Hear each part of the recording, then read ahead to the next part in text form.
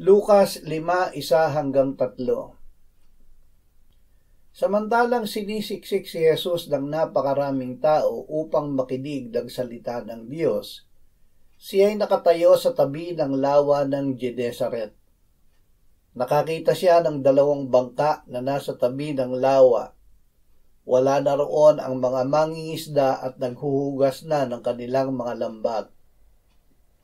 Lumulan siya sa isa sa mga bangka na pag-aari ni Simon at hiniling sa kanya na ilayo ito ng kaunti sa lupa. Siya ay umupo at mula sa bangka ay nagturo sa mga tao. Ginamit sa pangangaral.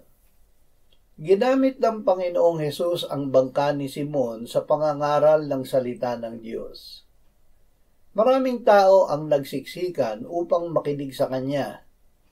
Upang marinig na maayos ang salita, ginamit niya ang bangka ni Simon. Siya ay naupo roon at nagturo sa mga tao. Nang oras na iyon, ang bangka ay nagamit na ni Simon at kanyang mga kasama sa pamamalakaya ng magdamag, ngunit wala silang nahuli. Ngunit ipinagamit ni Simon ang kanyang bangka sa Panginoong Hesus sa pamamalakaya ng mga tao.